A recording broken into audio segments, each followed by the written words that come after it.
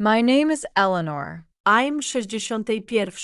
Divorced for over a decade. And for most of those years, I thought I'd made peace with being alone. Loneliness, I discovered, isn't always loud. Sometimes it just settles in like dust, quiet, unnoticed, and everywhere. You stop resisting it. You stop naming it. You just live beside it. Until one ordinary Tuesday morning, something or someone shifted that silence. The day started like any other. Coffee. News. A long stare out the kitchen window. Except that morning, my coffee maker gave out. No warning.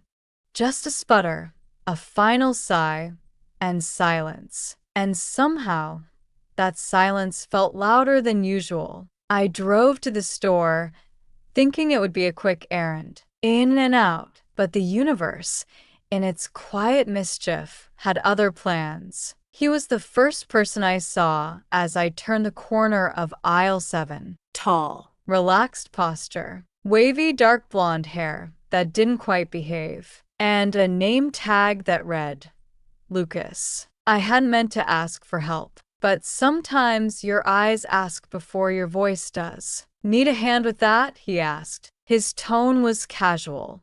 Warm.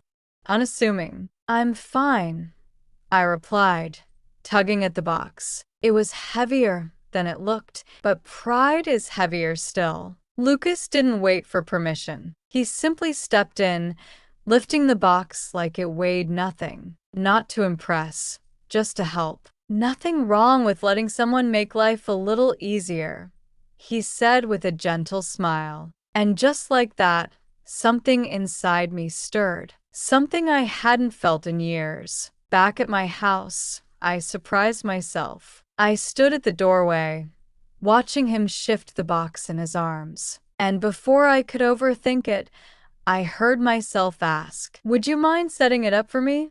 "It won't take long." He smiled again.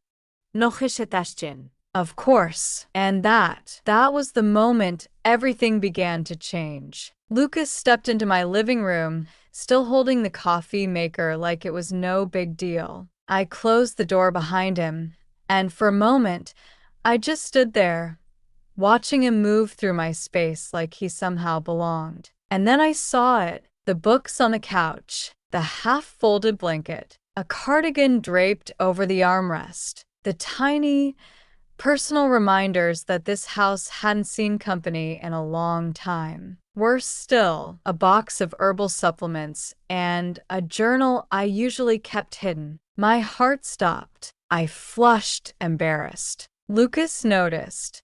Of course he did, but he didn't react the way I feared. He looked at me, not the mess, not the evidence of solitude, just me. "You live alone?" His voice was gentle, not pitying. I swallowed. Ido. He nodded slowly, then added, "It shows in the most honest way." I didn't know how to respond to that. We moved to the kitchen. He unpacked the machine, reading the instructions like he'd done this 100 times. I leaned against the counter, arms crossed, trying to act casual, trying not to notice how quiet the house felt with someone else in it. How warm. "I'm sorry you saw all that," I finally said. He glanced over, a small smile tugging at his lips. "I didn't see anything you should apologize for, but it's human," he interrupted gently. "We all forget to tidy parts of our lives." He turned back to the coffee maker, and for a moment, the only sound in the room was the crinkle of plastic and the soft hum of rain outside. Then, as if remembering something, "You know," he said, "when I saw you at the store, I had this strange feeling." "What kind of feeling?" I asked carefully. "That I needed to talk to you." He shrugged. It made no sense, but it felt important. I blinked, unsure how to answer, because I had felt it too. Not attraction, not exactly, just familiarity. Like the universe nudged two strangers into the same aisle for a reason. "I don't usually talk to people," I admitted. Lucas chuckled. Well, you're doing pretty well so far. I laughed, caught off guard by how easily he disarmed me. And in that laugh, I remembered something I hadn't felt in years. Not desire, not even hope, just the simple joy of being known, even just a little. Lucas finished setting up the coffee maker like it was second nature. The machine beeped softly, ready for tomorrow's morning ritual. But tonight, it wasn't the coffee I was thinking about. I handed him a glass of water. He took it with a quiet nod, fingers brushing mine briefly. A small, almost accidental touch, but it lingered. The kind of moment that doesn't belong to strangers. We sat in the living room. I'd intended to keep a polite distance, but somehow, the cushion between us didn't feel wide enough. The air was still, yet charged, not with tension, but with awareness. I should probably head out soon, Lucas said, glancing toward the front door, but not moving. Of course, I said, but my voice betrayed me. He caught it, the hesitation, the flicker of something I didn't want to name. I don't mean to overstay, he added. You're not, I said quickly, too quickly. He looked at me for a long moment, not in a way that made me feel watched, in a way that made me feel seen. You remind me of someone, he said suddenly. Oh, I asked, surprised. Someone I used to think about a lot. She had this quiet strength, never needed to say much. People just felt safe around her. I didn't know what to do with that. Compliment? Confession? Both. Maybe that's who I used to be, I said softly. Lucas turned to me. Then maybe you still are. There was silence again, but this time it wasn't awkward. It wrapped around us like a soft blanket. I don't want to assume anything, he said carefully, but being here, it doesn't feel random. I looked down at my hands, then back at him. I know what you mean. And in that moment, nothing happened. No quis.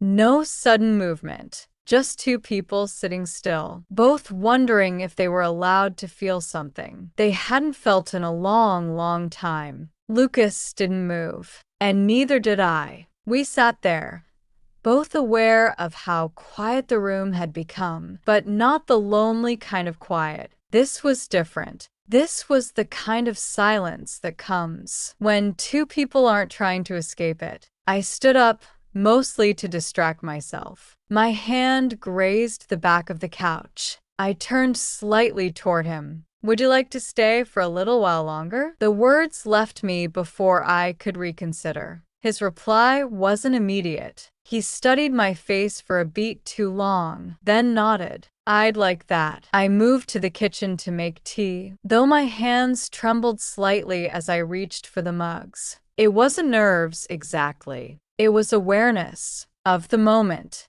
of him, of myself. Lucas leaned against the doorway, arms crossed, watching quietly. I like your house, he said. It feels lived in, not curated. I smiled, pouring water into the kettle. That's a nice way of saying it's messy. He shook his head. No. It's honest. It feels like someone real lives here. The kettle whistled. I poured the tea, handed him a mug, and our fingers brushed again. This time it wasn't accidental. Back in the living room, we sat a little closer. No annunciament.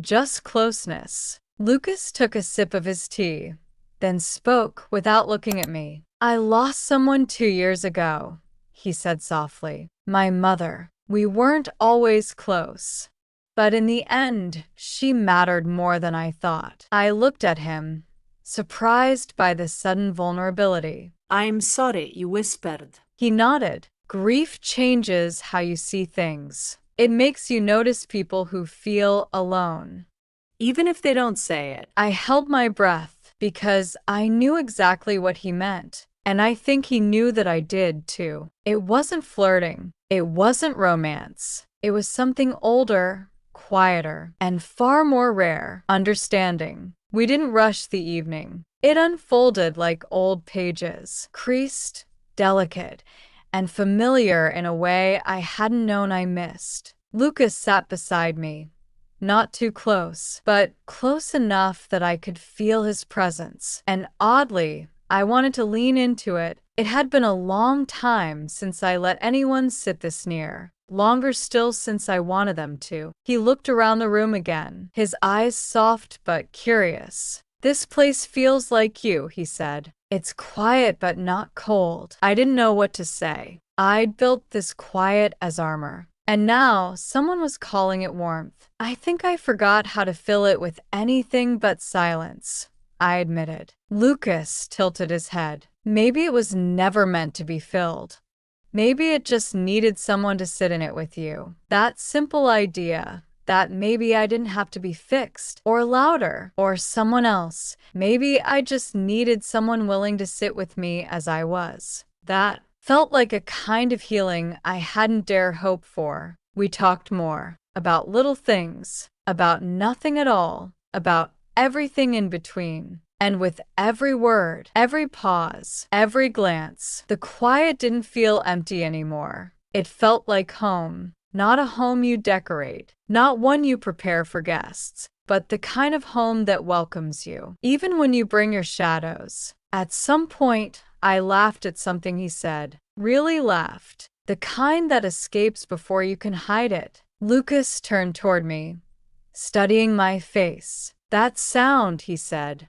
"You should let it out more often." I flushed, surprised. I haven't heard it myself in a long time. He didn't reply, just offered that same quiet smile. And in that stillness, I realized this wasn't about falling in love or even chasing some second chance. It was about something smaller and maybe even more sacred. Being seen, being safe, being here. It was getting late. The kind of late where time slows down, and even the walls seem to exhale. Lucas glanced at his phone, then tucked it away without checking the time. "I should probably get going soon," he said, but he didn't move. I looked down at my tea, now cold. "I know," I replied, but my voice was softer than it should have been. He leaned forward, elbows resting on his knees, staring into the quiet. "I didn't think today would feel like this." "Like what?" He turned to me. "Like something I might remember." We didn't touch. Not yet. But the distance between us was no longer about space. It was about decision. That invisible line. You know the one. The line between a nice evening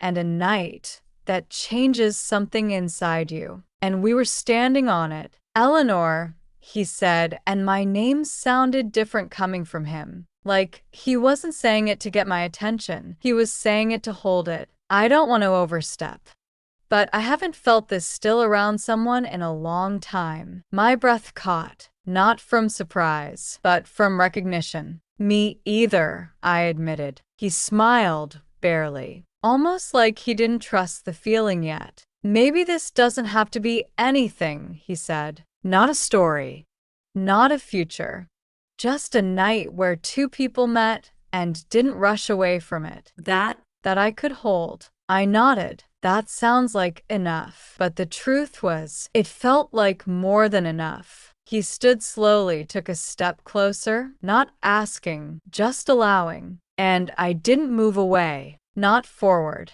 not back. Just there, in the middle of a moment that didn't need to lead anywhere but might. The space between us felt alive now. Not loud, not rushed, just present. Lucas didn't speak. He didn't need to. I stepped slightly to the side, a quiet invitation to stay just a little longer. He understood. He walked past me, back toward the living room, and I followed, each step echoing louder than it should. Not because of sound, because of meaning. We sat again, not to prolong the evening, but to honor it. There are nights when connection is fast and easy. This wasn't that. This was slow, intentional, earned. I think I stopped believing I'd feel this kind of stillness again. I said. It wasn't a confession. It was a remembering. Lucas looked at me, eyes soft. You don't strike me as someone who gives up on stillness. Maybe just someone who forgot she deserved it. That sentence? It landed right where I'd been hiding all this time. I turned toward him. Not all the way. Just enough. Do you ever feel like you've been on autopilot for years? I asked. Like you're functioning but not really living? He nodded. All the time. But today this felt like something real. Silence again. And still, neither of us moved away. Lucas didn't reach for me. He just stayed close. And in doing so, he gave me something no one had in years. Permission. To feel. To be. To want something more than just getting through the day. I don't know what this is, I whispered, but I know I don't want it to be the last time. Lucas nodded, his voice low. Me neither. And for the first time in a long time, I didn't feel like I was asking for too much. Not love, not certainty, just the quiet hope that I hadn't been invisible all along. I'd just been waiting for someone to see me. When I was finally ready to be seen, the night had stretched quietly between us. Not heavy, not rushed, just full. Lucas stood finally, not abruptly. Gently. Like he was handling something delicate. I should let you rest, he said. I nodded, but neither of us moved right away. There was something in the air, the way a candle flickers just before it goes out. Not in darkness, but in softness. He walked to the door slowly. I followed, my steps light but steady. He turned to face me, one hand on the doorknob. I don't want to assume anything, he said. But if you'd like to talk again, see each other again, I would. I interrupted. His smile, relieved, boyish, a little stunned, was the warmest part of my hallway. There was no kiss. No dramatic pause.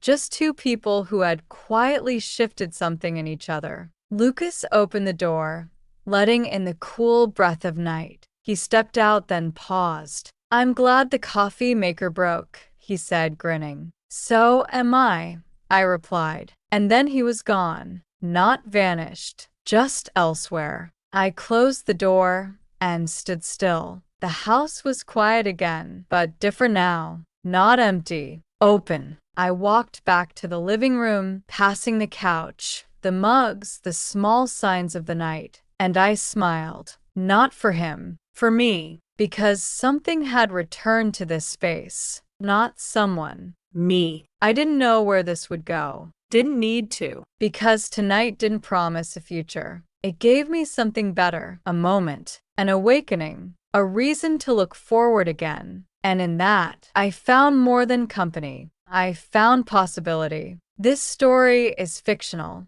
Any similarities to real persons or events are purely coincidental.